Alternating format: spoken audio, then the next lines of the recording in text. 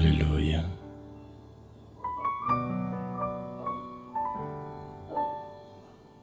Quel plaisir d'être dans ta présence.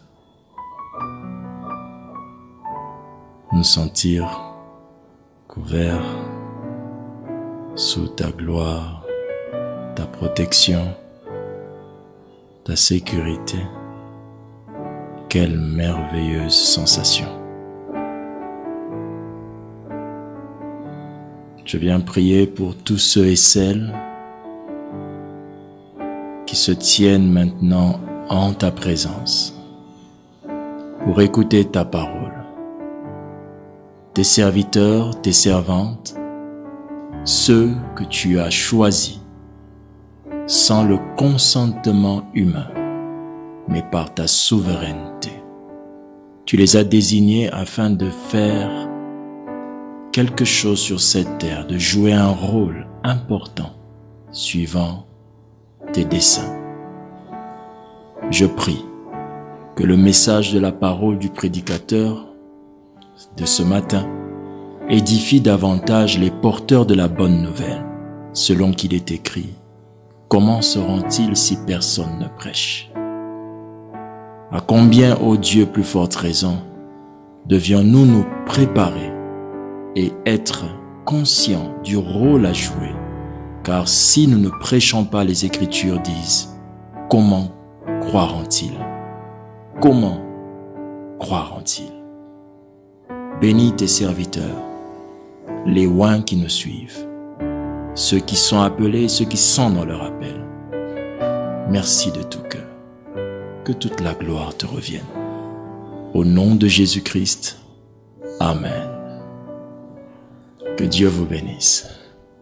Dieu est tellement fidèle qu'aujourd'hui, il nous remplit de son Esprit Saint à nouveau. Chaque jour est un jour nouveau. Par la grâce que nous avons d'être dans la présence de Dieu, ce que Dieu nous apprend, au-delà de son enseignement, il transmet son esprit. Alors je vous prie d'écouter sa parole de Dieu, en vous souvenant que la Bible dit que la parole de Dieu est esprit et vie. Elle nous transmettra l'esprit. Puisse Dieu transmettre son esprit en nous par l'édification de sa sainte parole. Alléluia. Nous avons commencé à parler de la parole du prédicateur depuis déjà plusieurs dimanches. Et beaucoup de bien-aimés nous envoient des textes très encourageants. Ils prennent conscience de leur rôle, de leur mission, de ce que Dieu attend d'eux. Certains ont compris comment il fallait aborder la notion de la prédication, le comment présenter la prédication pour que cela concorde avec le plan de Dieu. Plusieurs aussi ont appris à disposer leur cœur de manière à être mieux utilisés par Dieu dans la prédication. La parole du prédicateur a aussi appris à plusieurs de veiller sur leur discours avant le message, car plusieurs ont bien lié que cette même parole, ce même outil que Dieu utilise, qui est la parole, lorsque nous l'utilisons avant de prêcher, en ne tenant pas compte des principes que nous avons évoqués ici, nous pouvons détruire l'influence, l'effet de notre parole que nous allons sortir pendant la prédication.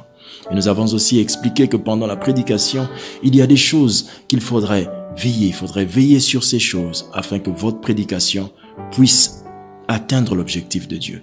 Mais aussi, la parole du prédicateur nous a enseigné qu'après la prédication, votre prédication reste attachée à vous et que vous avez toujours un rôle à jouer. La prière après la prédication est une parole devant Dieu qui soutient la parole que vous avez annoncée aux hommes. Telles sont des choses que nous avons apprises depuis que nous avons commencé et je crois que plusieurs, selon les messages que nous recevons, ont été bénis. Et si vous voulez partager votre expérience avec nous dans ce que vous êtes en train de comprendre depuis que nous avons commencé cet enseignement, la parole du prédicateur, écrivez-nous sur notre numéro WhatsApp et nous ne manquerons pas de vous encourager et pourquoi pas vous orienter.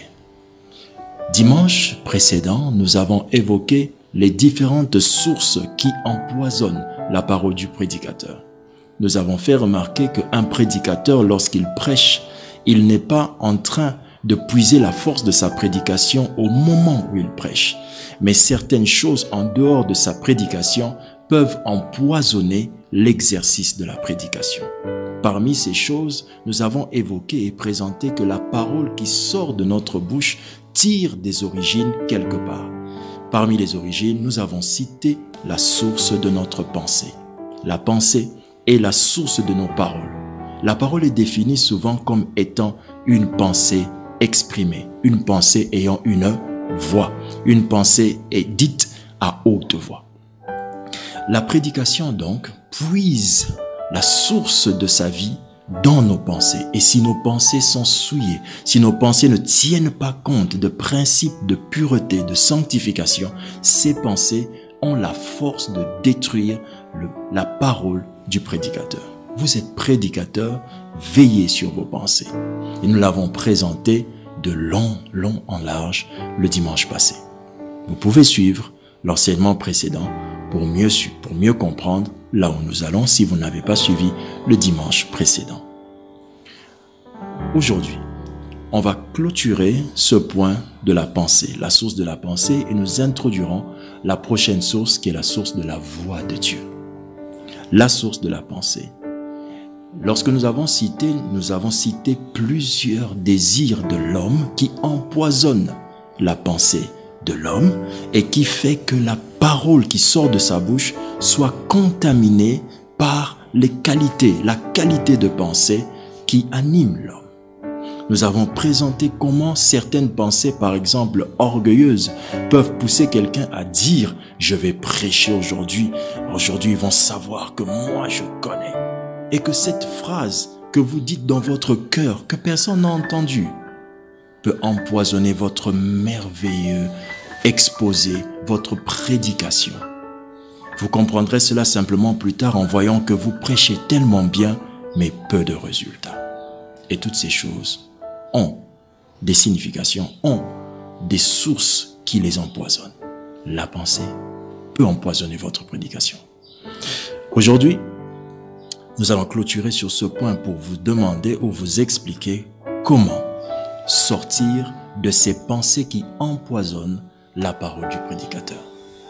Parce que ces choses viennent. Quelqu'un m'a dit il y a quelques jours, c'est un prédicateur, il dit « Papa, je ne sais pas comment est-ce que je peux me dégager parce que ces pensées, elles viennent d'elles-mêmes et elles m'embêtent. Elles peuvent venir, elles viennent en moi, elles me disent voilà, tu vas dire quelque chose d'extraordinaire, mais comment je peux contrôler cela ?»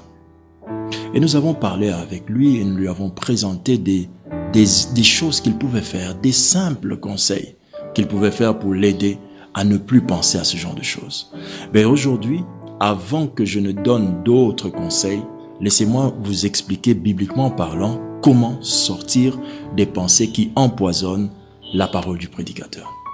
Premièrement, lisons Ésaïe chapitre 55 au verset 8.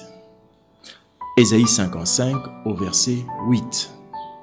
La Bible dit « Car mes pensées ne sont pas vos pensées, et vos voix ne sont pas mes voix, dit l'Éternel. Mes pensées ne sont pas vos pensées, et vos voix ne sont pas mes voix. » Premièrement, il faut situer vos pensées vis-à-vis de celles de Dieu, ou encore situer vos pensées par rapport à celles de Dieu. Dans quelle position se trouvent vos pensées par rapport à celles de Dieu? Premièrement, c'est ce que nous disons, vous devez le savoir. Vos pensées ne sont pas celles de Dieu. Un bon prédicateur ou un prédicateur, quelqu'un qui veut apporter la parole, doit toujours savoir que ce que Dieu pense de son culte, pense de ce qu'il va faire aujourd'hui, vous n'avez pas ça encore dans votre esprit. Vous devez rester connecté à lui pour que sa pensée vienne écraser votre pensée. C'est une manière pour vous d'enlever et d'ôter la pensée humaine, la pensée qui vient détruire ou bien qui vient empoisonner la parole du prédicateur. Mais écoutez, la Bible dit « Vos pensées ne sont pas mes pensées, virgule, vos voix ne sont pas mes voix. » Le rapprochement entre les pensées de quelqu'un et les voix sous-entend que la qualité de tes pensées te montre un chemin. Si donc vous avez de mauvaises pensées, elles vous orientent dans une mauvaise voie. Et quand vous découvrez la pensée de Dieu, vous ne pouvez qu'aller dans le sens de Dieu. Vos pensées ne sont pas celles de Dieu. Découvrez la pensée de Dieu, vous écraserez les pensées qui empoisonnent la parole du prédicateur. Et une bonne manière de découvrir cette pensée, c'est de rester permanent dans la présence de Dieu. Mais ça, je le dirai encore dans le point qui suit. Donc, restez, suivre cette leçon jusqu'à la fin. Deuxièmement, comment vous pouvez faire pour détruire ou encore sortir les mauvaises pensées de vous pour que votre parole de prédicateur ne soit pas empoisonnée ou entachée par les mauvaises pensées. Deuxièmement, il faut s'opposer à l'auteur des pensées qui s'opposent à Dieu. Oui, opposez-vous à l'auteur des pensées qui s'opposent à Dieu. Vous comprenez déjà par là que nous parlons de Satan. Opposez-vous à Satan. Satan, l'auteur des pensées qui s'opposent à Dieu. Mais attention, l'action de Satan lorsqu'il détruit la parole du prédicateur, Satan ne peut pas vous dire « mens aujourd'hui ». Dis-leur que Jésus n'est pas Seigneur. Non, Satan ne vous dira pas ces choses-là parce qu'il sait si bien que vous savez le reconnaître aisément s'il dit une chose pareille. Mais comment il fait? Comment il procède pour vous emmener à une pensée qu'il contrôle et qui empoisonne votre parole du prédicateur? Matthieu chapitre 16, verset 23. Mais Jésus, Matthieu 16, 23. Mais Jésus, se retournant, dit à Pierre, « Arrière de moi, Satan, tu mets un scandale, car tes pensées ne sont pas les pensées de Dieu, mais celles des hommes. » Tes pensées, Satan, ne sont pas les pensées de Dieu, mais celles des hommes. Les pensées de Satan, qui ne sont pas les pensées de Dieu, mais que Dieu dit qu'elles sont des pensées des hommes, sous-entend qu'il existe une qualité de pensée humaine que Satan pousse en avant lorsque vous êtes dans l'exercice de la parole, l'exercice de la prédication, et ces pensées humaines qui sont normalement acceptables, mais elles peuvent devenir un obstacle à ce que Dieu veut faire avec vous. Lesquelles? Première pensée, la pensée logique. Une pensée logique peut devenir un outil que Satan utilise pour détruire la parole du prédicateur. La pensée logique est la pensée qui doit expliquer, selon les hommes, la formule d'action de Dieu du début à sa fin. L'homme n'est qu'un homme. La logique de l'homme accepte que les choses que l'homme peut comprendre. Mais un prédicateur peut empoisonner sa prédication avec une pensée logique. Ça s'appelle pensée d'homme contrôlée par qui? Satan. Jésus a dit, tes pensées ne sont pas celles de Dieu, elles sont celles de l'homme. Observez très bien la position des pensées. La Bible dit, tes pensées ne sont pas celles de Dieu, mais celles de l'homme. Vous comprendrez que les pensées de Satan s'opposent à qui? À Dieu, en passant par qui? Par l'homme. Le diable utilisera donc les pensées humaines, parmi lesquelles la pensée logique. Je sais que logiquement, certaines choses que vous dites dans votre prédication ne peuvent pas se faire aujourd'hui. Eh bien, quand vous commencez à rester esclave de votre logique, ne pensez pas que vous êtes esclave d'une pensée. Il y a un esprit derrière, Satan, qui contrôle cela en détruisant le pouvoir de la parole du prédicateur. Deuxième pensée, les pensées liées aux habitudes ou encore les pensées habituelles, culturelles, traditionnelles.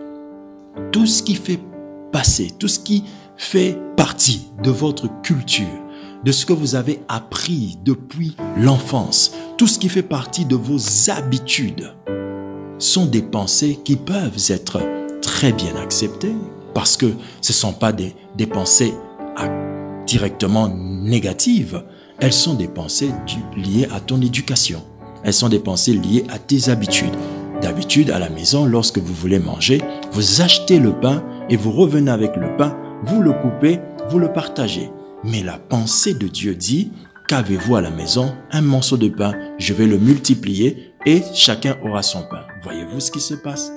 Votre pensée d'éducation, la pensée habituelle, tout ce qui est pensée liée à une habitude traditionnelle, habituelle, tout ce qu'on vous dit tous les jours qui fait partie de votre éducation peut devenir un obstacle à la parole du prédicateur. Oui, dans la parole du prédicateur, vous êtes normalement sous l'influence de Dieu lui-même. Et les pensées sont le seul et dernier obstacle entre vous et Dieu. Alors Dieu doit déplacer les pensées. Et ces pensées que Dieu déclare être les pensées de Satan, Dieu ne dit pas nécessairement qu'elles sont celles qui diront « adore Satan ». Mais Dieu dit que ces pensées sont des pensées d'hommes. Parce que quand elles viennent, elles sont des pensées que vous utilisez régulièrement pour autre chose et ça fonctionne. Mais quand vous les utilisez en servant Dieu, elles deviennent un obstacle. Troisième type de pensée, les pensées liées à nos origines. Les pensées liées à nos origines.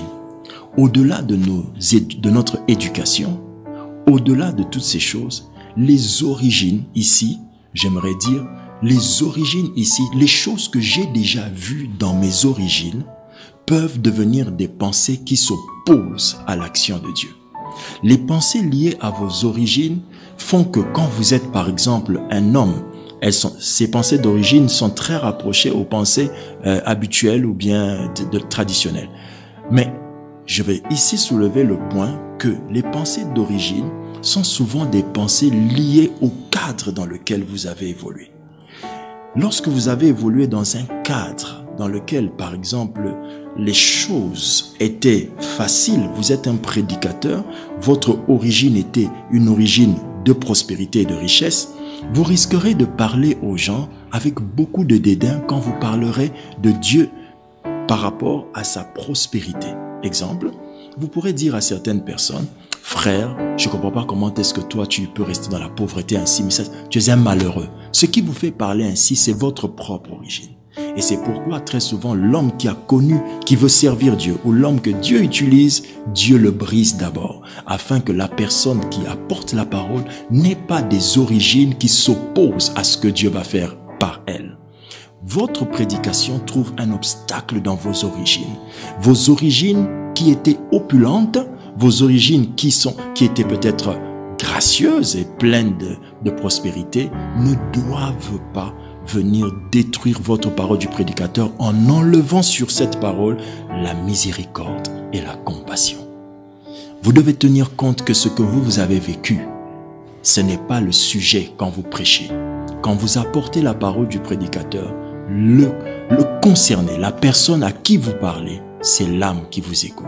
Et cette âme n'a pas eu le même background que vous. Elle n'a pas eu le même passé que vous. Vos origines peuvent devenir des pensées qui s'opposent directement à Satan, à Dieu. Alors, pour clôturer les pensées de Satan, il y a les pensées sataniques elles-mêmes. Les pensées sataniques, elles sont les plus faciles à reconnaître parce qu'elles s'opposent directement à Dieu. Mais sous la prédication, ces pensées sataniques apparaissent différemment. Voulez-vous qu'on en parle? Très bien. Les pensées sataniques dans la prédication sont celles qui disent non à une manifestation de Dieu. Comment vous le savez? Vous êtes en train de parler et vous voulez dire à quelqu'un qu'aujourd'hui, l'Éternel va changer ta vie. Et directement, vous entendez dans votre esprit, non, ça ne peut pas se faire. Ce sont des pensées qui viennent dire non à ce que vous dites. C'est bien pour cela que Dieu a dit que ton oui soit oui et ton non soit non. Car lorsque tu es un oui et que tu rencontres un non, sache que tu es toujours face à un mauvais esprit. Mais quand toi, tu as un non et que tu entends un oui, c'est le Saint-Esprit qui est en train de t'encourager. Mais toi, humain, serviteur, prédicateur, tu sais que Dieu veut faire quelque chose et tu prêches cette chose, mais tu entends dans ton esprit, non, ça ne sera pas possible. Comment toi tu peux dire une chose pareille? Ce sont des paroles, des pensées sataniques, très dangereuses, très dangereuses. Nous avons tant de choses à dire ce matin. Continuons au troisième point. Comment faire toujours? Nous sommes en train d'expliquer comment sortir des pensées qui empoisonnent la parole du prédicateur. Troisième point, il faut s'élever sur les pensées des hommes. Il faut s'élever sur les pensées des hommes. C'est notre dernier point. Ésaïe que nous avons lu, 55 verset 9 dit « Autant les cieux sont élevés au-dessus de la terre, autant mes voix sont élevées au-dessus de vos voix et mes pensées au-dessus de vos pensées. » Ce que Dieu dit ici, c'est qu'un prédicateur qui apporte l'évangile doit pouvoir être au-dessus des pensées des hommes. Ça veut dire quoi en réalité? C'est-à-dire, attendez-vous toujours à un effet lié à votre prédication à l'instant. Ne tenez pas compte que vous êtes devant des humains qui ont des volontés. Non, vous élevez-vous au-dessus de leurs pensées. Ne tenez pas compte que ce frère qui m'écoute là est toujours dans la drogue. Non, le jour de sa visitation ne dépend pas de sa volonté. Elle dépend de l'amour de Dieu pour lui. Et quand Dieu vous a donné un message, il s'est approché de ces hommes. Alors vous, en prêchant, ne regardez pas l'effet du visage de quelqu'un qui vous regarde avec un regard triste ou bien un dédain. Son cœur est peut-être en train de bouillonner, en train de se dire « Je dois donner ma vie à Jésus maintenant ». Alors élevez-vous au-dessus des pensées des hommes. Ne laissez pas les pensées des hommes vous emprisonner. Vous pouvez être face à une foule qui vous regarde avec beaucoup de dédain, avec beaucoup de mépris. Continuez à parler. Élevez-vous au-dessus des pensées des hommes. Dieu veut vous utiliser dans la parole du prédicateur afin que vos paroles puissent transformer la vie des gens. À ce dernier point que nous venons de dire, pour réussir à vous élever au-dessus des pensées des hommes, ayez cette habitude. Avant de prêcher, renversez tous les raisonnements et toute hauteur dans les cœurs des gens qui s'élèveraient contre votre prédication. Ne manquez jamais de gagner la prédication avant de la prédication. Ne manquez jamais de traiter le cœur de quelqu'un avant qu'il reçoive la semence. On remblait, on tourne la terre avant de mettre une semence. Tournez la terre par la prière et posez-y votre semence par la parole du prédicateur. Que Dieu vous bénisse. Que l'Éternel soit béni. La Bible dit, autant la parole, ses pensées sont élevées au-dessus des autres. Ses pensées sont élevées, autant le ciel est élevé au-dessus de la terre, ses pensées sont élevées au-dessus de notre. Et la Bible dit que aucune d'entre ces paroles ne retourne à lui sans effet. Il n'y a aucune parole dans votre prédication qui retournera sans effet. Que Dieu vous bénisse. Introduisons ce matin avec la deuxième source et nous allons continuer dimanche prochain. La source de la voix de Dieu. Nous avons dit qu'il existe plusieurs types de sources qui influencent ou empoisonnent la parole du prédicateur. Nous avons cité la première source, la source de la pensée. Et aujourd'hui, nous allons commencer la source de la voix de Dieu. La source de la voix de Dieu, c'est tout simplement toute parole provenant de Dieu qui devient votre prédication. Votre prédication est connectée à la source de la voix de Dieu lorsqu'elle a pour origine, pour départ, une parole venant de Dieu lui-même. Lorsque ma parole a la voix de Dieu, ma prédication a la voix de Dieu, ça veut dire qu'elle est venue par Dieu. Je l'ai donc entendu directement de Dieu. Et du coup, cette prédication a quoi? La voix de Dieu. L'expression voix de Dieu sous-entend aussi le soubassement de Dieu, la fondation de Dieu. C'est une prédication qui se pose sur la fondation de Dieu. Lisons les Écritures.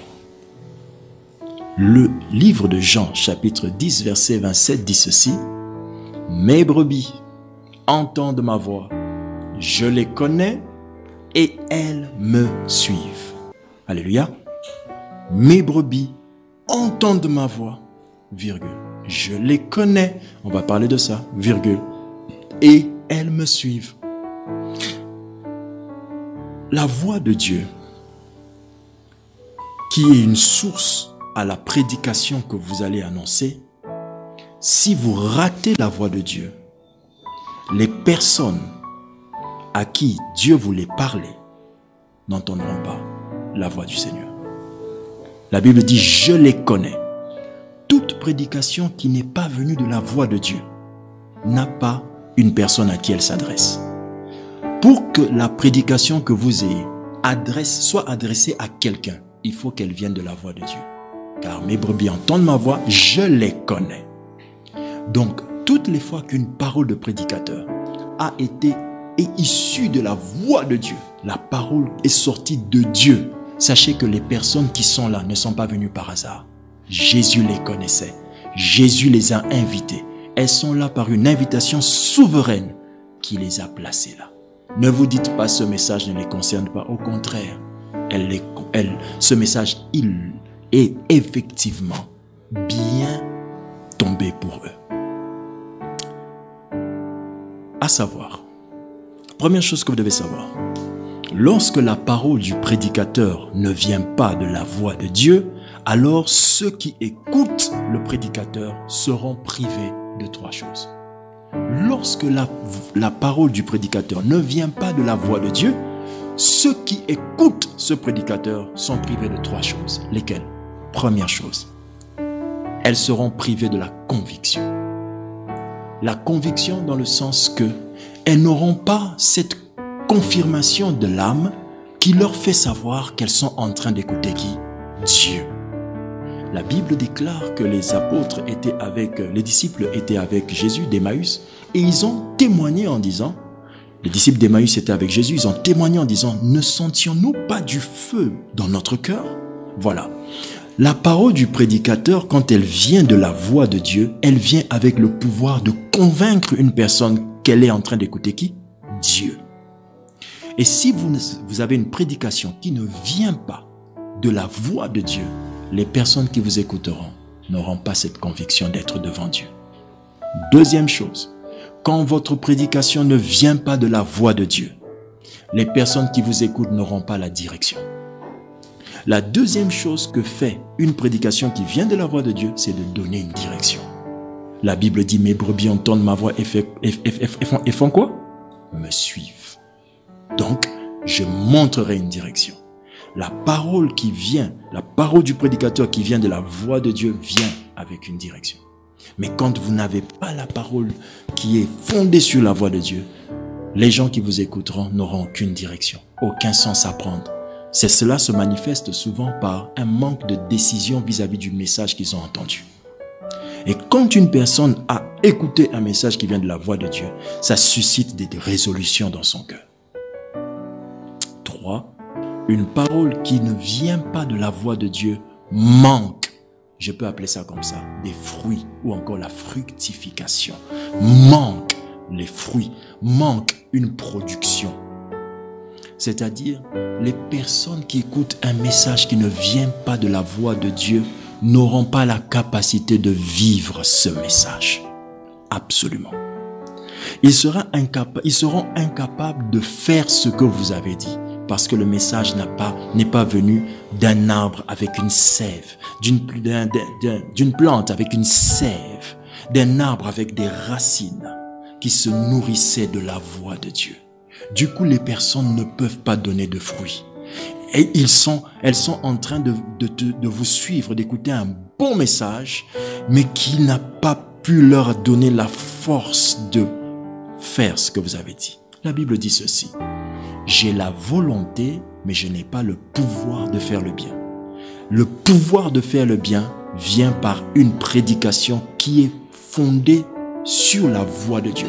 Une prédication qui provient de la voix de Dieu vient avec le pouvoir de faire ce message. Et très souvent, de manière pratique, on le remarque par un voile qui tombe. Ah, c'est comme ça. Vous sentez au-dedans de vous la facilité. Je n'aurais pas dire facilité, ce ne serait pas correct. Peut-être l'aisance. Gloire au Seigneur Jésus. Alléluia. Je bénis Dieu pour ce matin et je crois que plusieurs d'entre nous sont en train de bénir le Seigneur.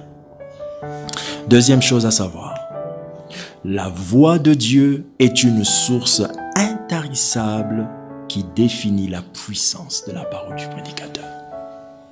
La voix de Dieu est une source intarissable définissant la puissance de la parole du prédicateur. Si dans la voix de Dieu, il y a toujours une puissance excellente qui viendra sur vous. Un prédicateur qui reste attaché à la voix de Dieu ne s'inquiète pas si demain il prêchera un message puissant comme celui d'aujourd'hui. Pourquoi? Parce qu'il sait que ce n'est pas le fait qu'il ait envie de prêcher un bon message, mais c'est le fait qu'il soit connecté à celui qui parle. La voix de Dieu est une source intarissable. Toutes les fois que vous avez reçu une prédication de la voix de Dieu, elle ne manquera pas la nature de Dieu. Tout ce que Dieu dit est ce que Dieu est. La Bible dit au commencement était la parole était avec Dieu et la parole était Dieu. Tout ce que Dieu dit détient ce que Dieu est. Donc si vous avez entendu la prédication de Dieu, elle vient avec la puissance de Dieu. Elle vient avec l'amour de Dieu. Elle vient avec l'autorité de Dieu parce que c'est une parole qui vient de Dieu. Troisièmement,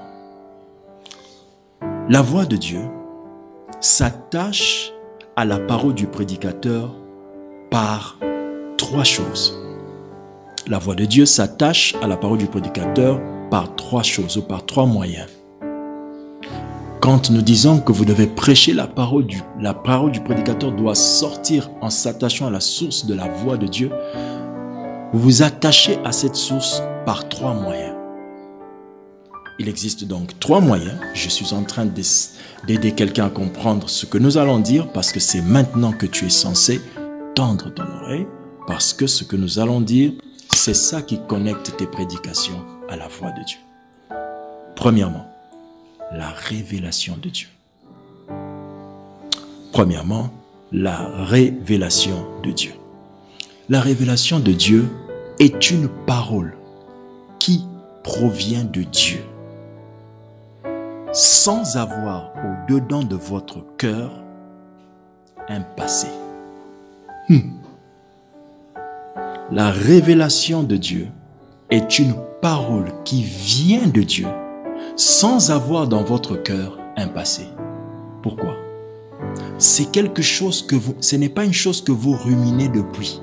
Ce n'est pas quelque chose que vous avez depuis et Dieu vient ajouter. Je ne parle pas de celle-là. Je vous parle de la voix de Dieu. C'est une parole qui n'a pas d'antécédent en vous. Elle vient et vous êtes conscient que je n'y pensais même pas. Ça s'appelle une révélation. Des écailles qui tombent de vos yeux. Et cette voix de révélation, cette voix de Dieu qui vient par la révélation, dans la révélation, il y a deux axes. La révélation de la bouche de Dieu et la révélation par la parole de Dieu. La parole de Dieu écrite, la bouche de Dieu, j'entends par la parole que Dieu énonce lui-même. Vous entendez sa voix lui vous dire ceci. Mais cette même voix se fait aussi entendre dans sa parole écrite. Vous pouvez être en train de lire un texte des Écritures. Pendant que vous lisez, vous avez l'impression que c'est la première fois que vous avez lu ce texte. Ça s'appelle une révélation. Elle n'a pas de passé. C'est tellement vous ressentez que c'est la première fois, vous ne vous souvenez même pas que vous aviez lu Matthieu 7. Mais vous êtes conscient d'avoir lu ce texte. Mais cette révélation n'a pas de passé en vous. Ça s'appelle une révélation. Si vous prêchez ça, la personne qui vous écoutera entendra la voix du Seigneur et elle le suivra. La voix de Dieu, elle vient aussi par, deuxième élément, deuxième moyen, l'envoi de Dieu. L'envoi de Dieu. Quand je reçois une parole qui vient de la voix de Dieu, je la reçois d'abord par la révélation de Dieu. Et la deuxième étape, je vais recevoir l'envoi de Dieu, la mission de Dieu. Ce que vous entendez de Dieu ne doit pas nécessairement venir être l'objet d'une prédication si vous n'avez pas reçu la mission d'aller prêcher.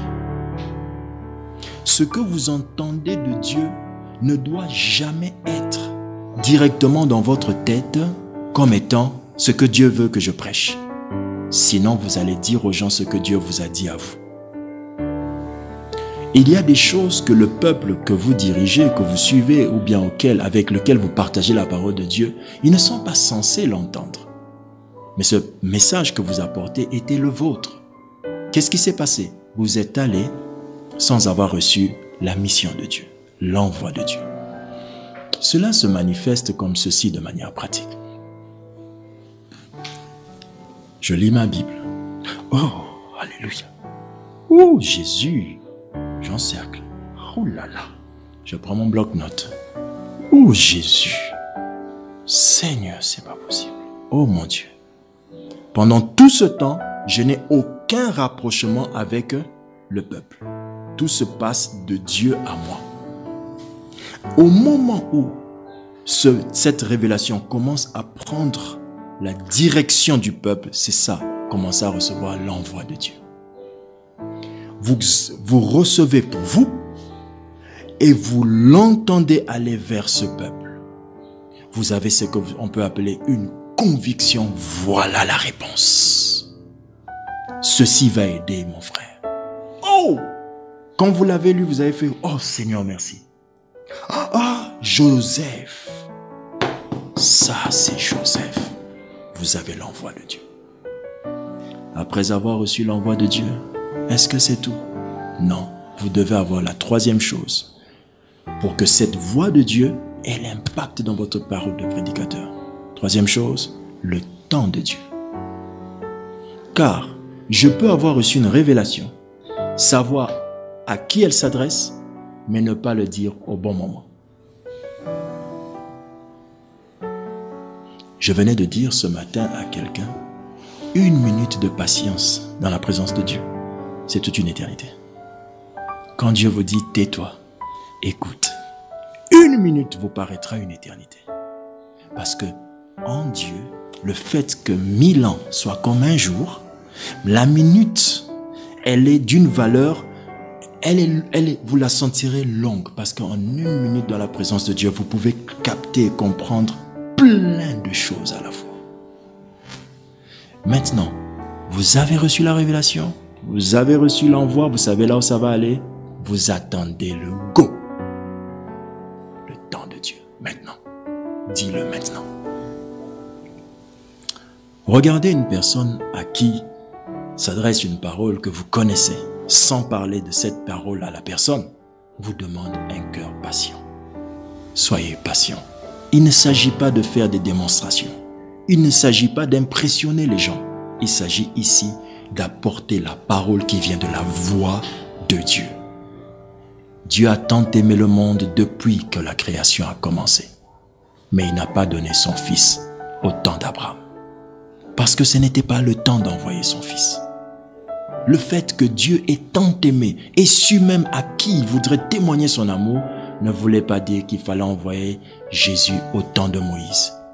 Sinon, et Jésus et Moïse dans le désert, le peuple d'Israël n'allait jamais manger la manne. Il mangerait le pain que Jésus a multiplié. Il en était capable. Et ce peuple n'allait pas apprendre la patience. Or, c'était un peuple au courette et Dieu devait les briser. Mais avec Jésus, ça n'allait pas marcher. Ce n'était pas le temps. Voilà pourquoi, quand vous voulez donner une parole de prédicateur avec la voix de Dieu, attendez ces 3 choses. La révélation, l'envoi ou la mission, et troisièmement, le temps de Dieu pour le dire. Finissons ce message. Je lis d'abord un texte pour vous aider. Jérémie 23, 21. Je n'ai point envoyé ces prophètes et ils ont couru. Je ne leur ai point parlé et ils ont prophétisé. Vous voyez? Ils n'ont pas attendu le go. Et pire encore, je ne leur ai pas parlé. Il révèle ici les étapes qu'on a dit. La révélation, l'envoi et le temps. 4e chose à savoir, seule la parole du prédicateur venant de la source de la voix de Dieu permet au peuple de Dieu de s'ouvrir à la personne de Dieu. Seule la parole du prédicateur qui vient de la voix de Dieu permet au peuple de Dieu de s'ouvrir à Dieu. Quand on prêche l'évangile, la parole du prédicateur ne peut que déclencher une relation entre celui qui écoute et Dieu. Et c'est la parole de prédicateur qui vient de la voix de Dieu qui permet à ceux qui écoutent d'avoir une relation avec Dieu. Mais comment ça se passe? La Bible dit ceci. Vous connaissez ce texte? Apocalypse chapitre 3 verset 20. Oh, tous les évangélistes ont dit Amen. Voici, je me tiens à la porte, virgule, je frappe. Et la Bible dit, si quelqu'un entend ma voix et ouvre la porte. Si quelqu'un entend ma voix et ouvre la porte, j'entrerai chez lui, je souperai avec lui et lui avec moi. Qu'est-ce qui a fait que le quelqu'un, c'est-à-dire la personne, puisse ouvrir son cœur? Elle a entendu la voix de Dieu. La Bible dit si quelqu'un, autrement dit, condition sine qua non. Il est impossible à un homme de créer une relation avec Dieu sans avoir entendu la voix de Dieu dans la parole du prédicateur. Si le prédicateur a prêché sans la voix de Dieu, les hommes qui le suivent sont incapables d'ouvrir leur cœur à Dieu. Alors, prédicateur de l'évangile, regardez votre rôle, réalisez le rôle que nous avons. Puisse Dieu nous aider chacun à porter une parole de prédicateur efficace tirée de la voix de Dieu. Que Dieu vous bénisse. Pour finir donc, nous disions comment la parole du prédicateur peut-elle se connecter à la source de la voix de Dieu? On a expliqué comment elle se connectait. Elle se connectait par la révélation de Dieu, l'envoi de Dieu et le temps de Dieu. Maintenant, qu'est-ce que vous devez faire pour aller voir, pour aller recevoir la parole, la voix de Dieu? Qu'est-ce que vous devez faire pour aller recevoir la voix de Dieu? Voilà. Comment vous devez faire ou que devez-vous faire? Quelles sont les choses que vous devez faire? Je vais en citer 5.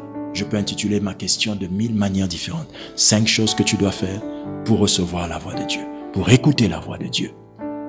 En tant que prédicateur de l'évangile, parole du prédicateur qui doit sortir la parole du prédicateur qui doit sortir de ta bouche, comment tu reçois cette parole venant de Dieu, la voix de Dieu, comment elle se déclenche pour te donner un message à porter au peuple.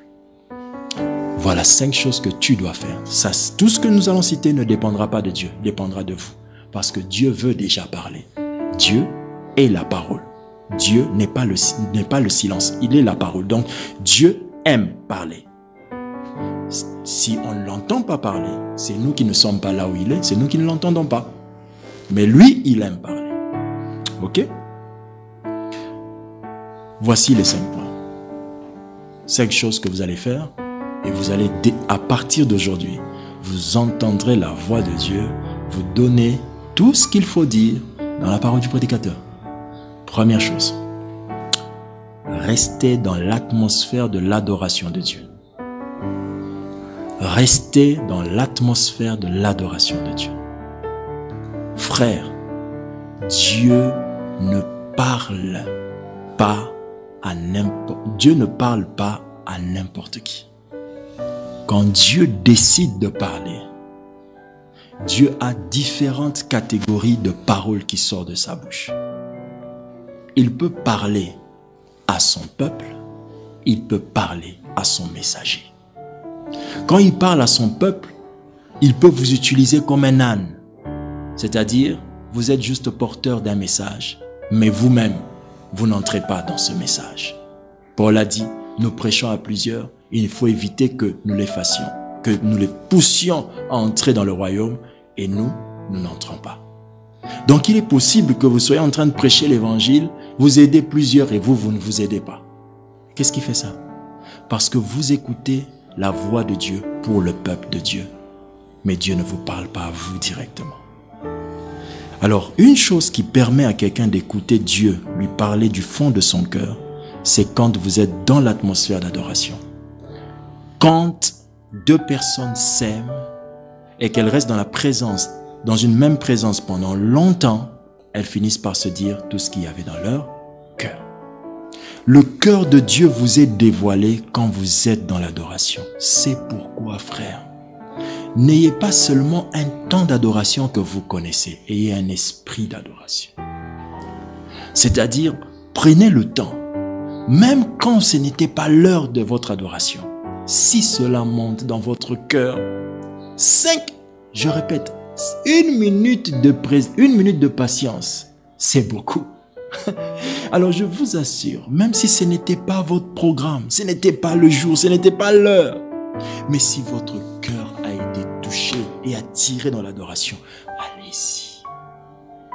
Ça peut faire 5 minutes, mais dans ces 5 minutes-là, vous entendrez, je veux que tu parles de ceci, je dois faire ceci. Il te révélera son cœur. Dieu ne veut pas que son peuple soit sans information. Le problème, ce sont ces messagers qui ne prennent plus le temps de rester amoureusement avec lui. Deuxièmement,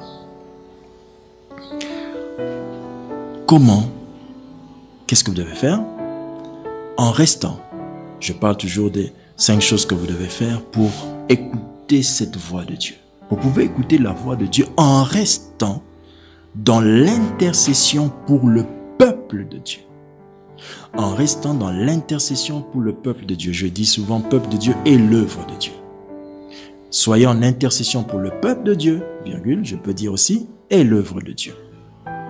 Celui qui parle de Dieu au peuple finit par écouter Dieu concernant son peuple. Celui qui parle à Dieu de son peuple finit par écouter Dieu concernant son peuple. À force de parler à Dieu des personnes à qui vous allez annoncer l'évangile, Dieu finit par vous donner quoi? Le message à apporter. Père, je prie pour l'église, je prie pour mes frères, transforme mes bien-aimés. Oh Dieu, que l'assemblée soit une assemblée de sanctification. C'est pourquoi parle-leur de ceci. D'où la voix de Dieu vient en réponse à ton intercession. Moins vous prierez pour les gens, peu vous saurez ce que Dieu a à leur dire. Troisièmement, ce que vous pouvez faire pour entendre la voix de Dieu afin que votre parole du prédicateur soit connectée à cette source, vous pouvez écouter la voix de Dieu en restant prier en langue longtemps. En restant prier en langue longtemps. Pourquoi?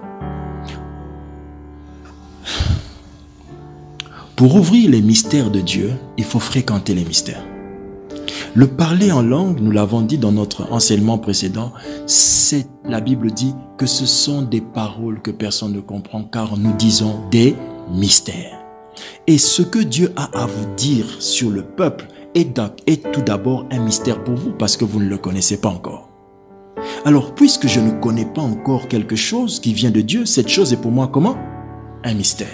Comment je fais pour être dans la sphère des mystères? J'utilise le parler en langue qui est déjà une grâce que j'ai et qui me permet de me connecter au mystère. En priant en langue longtemps, la Bible dit ceci: votre intelligence demeure comment? Stérile. Ce qui sous-entend que vos raisonnements pendant la prière en langue sont stériles, sont bloqués, fermés. Donc, quand vous priez en langue, certaines choses que vous entendrez certains raisonnements que vous allez voir ne sont plus les vôtres.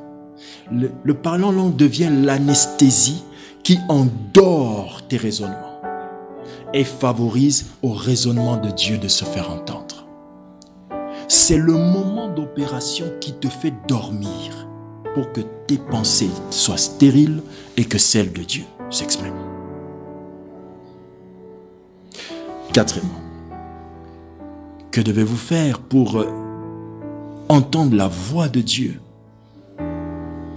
afin que ta parole du prédicateur soit connectée à cette source, qu'est-ce que vous devez faire? Vous pouvez entendre la voix de Dieu en restant silencieux dans la présence de Dieu. En restant silencieux dans la présence de Dieu. Oui, frère. Oui, frère. La Bible dit, il y a un temps pour toutes choses. Il y a un temps pour se taire. L'une des choses qui montre clairement que une personne entendra Dieu, peut entendre Dieu, mais n'entendra pas Dieu longtemps, c'est sa capacité, son incapacité de rester silencieux dans la présence de Dieu. Quelqu'un disait, il entre dans la prière, il se met à prier. Seigneur, je te bénis, je te bénis, je te loue. Seigneur, je prie, je déclare. Amen, amen. Et il est sorti. Je lui ai posé la question, comment vous faites? À quel moment Dieu vous parlera? Vous ne lui laissez même pas le temps de parler. Vous dites que la prière, c'est parler avec Dieu. C'est pourquoi j'aime toujours dire que la prière, ce n'est pas parler avec Dieu, mais la prière, lorsqu'elle est comprise dans le sens général, on peut l'appeler, c'est parler avec Dieu. Mais en fait, la prière, c'est parler à Dieu. C'est la communion qui est parlée avec Dieu. Et plusieurs, dans leur prière, n'associent pas la communion.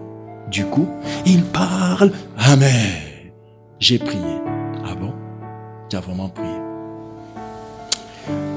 Quand vous priez, prenez le temps de rester silencieux. Je ne vous ai pas dit somnoler. Je ne vous ai pas dit dormir. Quand le silence exclut le sommeil, vous êtes dans l'atmosphère du Réma. Vous êtes dans un silence, ça exclut le sommeil. Vous n'êtes pas fatigué.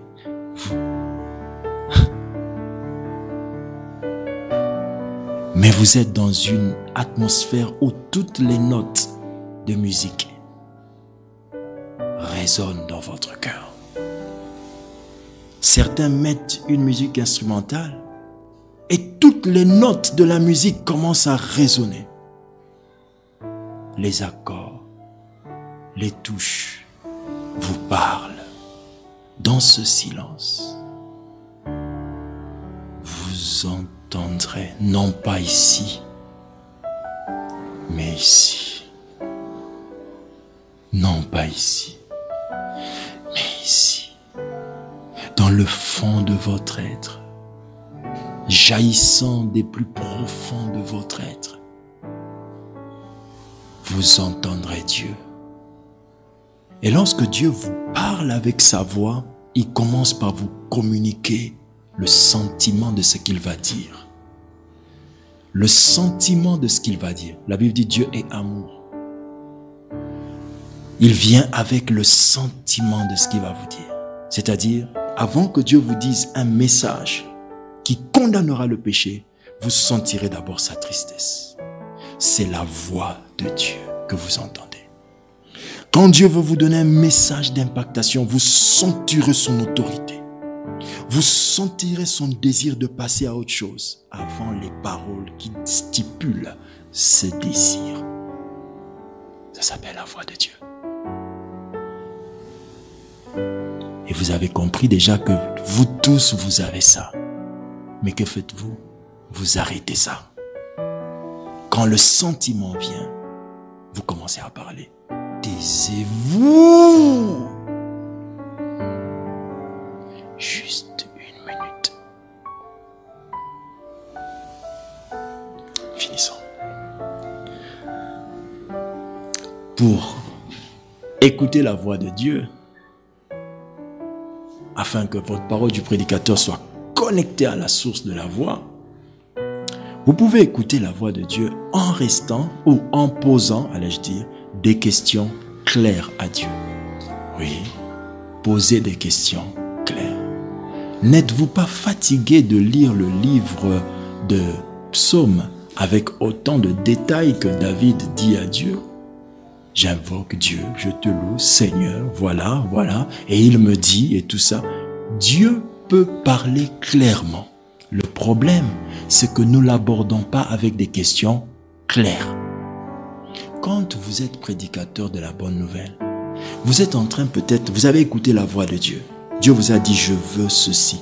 Parle-leur de la foi. Et j'aimerais qu'ils changent, qu'ils abandonnent cela.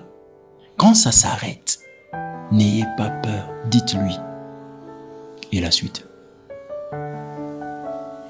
Quand vous abordez Dieu clairement, quand vous abordez...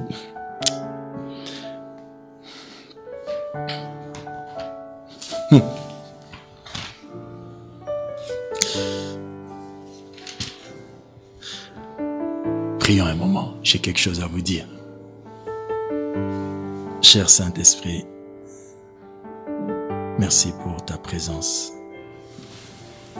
Merci pour ta présence. Merci pour ta présence. Je demande pour tous ceux qui nous suivent que leur cœur commence à battre en sentant ton cœur et en vivant avec ton cœur. Je t'en supplie. Je t'en supplie. Au nom de Jésus. Que chacun parle à Dieu pendant un moment. Demande à Dieu de te donner ce discernement de sa voix. Parlons à Dieu. Donne-moi cela. Donne-moi cela. Donne-moi cela.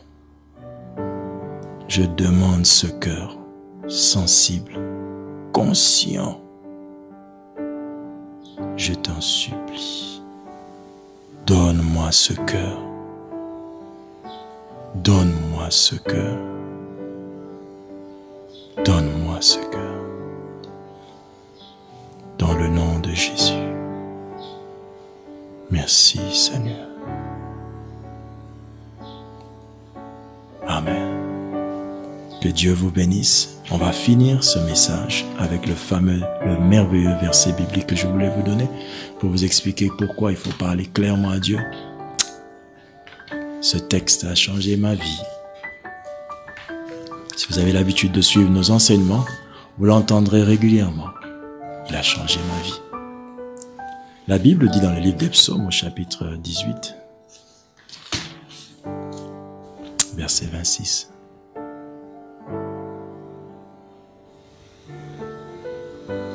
Avec celui qui est bon, tu te montres bon. Avec l'homme droit, tu agis selon la droiture.